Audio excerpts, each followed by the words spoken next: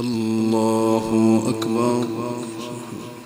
الحمد لله رب العالمين الرحمن الرحيم مالك يوم الدين إياك نعبد وإياك نستعين اهدنا الصراط المستقيم صراط الذين أنعمت عليهم غير المغضوب عليهم ولا الضالين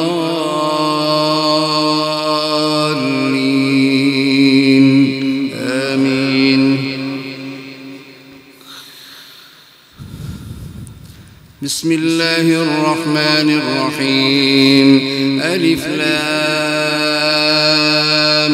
ميم تنزيل الكتاب لا ريب فيه من رب العالمين أم يقولون افتراه بل هو الحق من ربك لتنذر قوما ما أتاهم من نذير من قبلك لعلهم يهتدون. الله الذي خلق السماوات والأرض وما بينهما في 6 أيام ثم استوى على العرش ما لكم من دونه من ولي ولا شفيع أفلا تتذكرون. يدبر الأمر من السماء إلى الأرض ثم يعرج إليه في يوم كان مقداره 1000 سنة مما تعدون.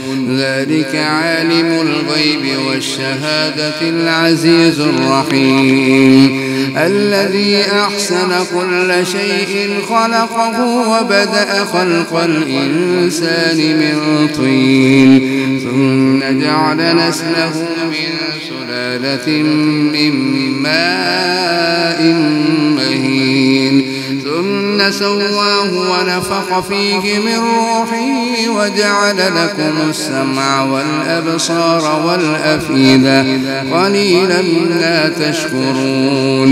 وقالوا أئذا ضللنا في الأرض أئنا لفي خلق جديد بل هم بلقاء ربهم كافرون. قل يتوفاكم ملك الموت الذي وكل بكم ثم إلى ربكم ترجعون. ولو ترى إذ المجرمون ناكسوا رؤوسهم عند ربهم ربنا أبصرنا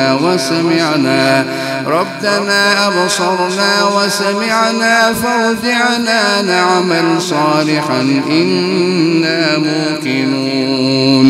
ولو شئنا لآتينا كل نفس هداها ولكن حق القول مني لأملأن جهنم من الجنة والناس أجمعين.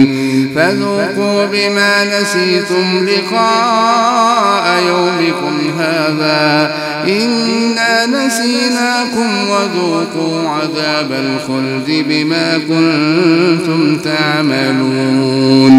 إنما يؤمن بآياتنا الذين إذا ذكروا بها خروا سجدا وسبحوا بحمد ربهم وهم لا يستكبرون. تتجافى جنوبهم عن المضاجع يدعون ربهم خوفا وطمعا ومما رزقناهم ينفقون. فلا تعلم نفس ما أخفي لهم من قرة أعين جزاء بما كانوا يعملون. أفمن كان مؤمنا كمن كان فاسقا لا يستوون. أما الذين آمنوا وعملوا الصالحات فلهم جنات المأوى نزلا بما كانوا يعملون. وأما الذين فسقوا فمأواهم النار كلما أرادوا أن يخرجوا منها أعيدوا فيها وقيل لهم ذوقوا عذاب النار الذي كنتم به تكذبون ولنذيقنهم من العذاب الأدنى دون العذاب الأكبر لعلهم يرجعون ومن أظلم ممن ذكر بآيات ربه ثم أعرض عنها إنا من المجرمين منتقمون ولقد آتينا موسى الكتاب فلا تكن في مرية من لقائه وجعلناه هدى لبني إسرائيل وجعلنا منهم أئمة يهدون بأمرنا لما صبروا وكانوا بآياتنا يوقنون إن ربك هو يفصل بينهم يوم القيامة فيما كانوا فيه يختلفون.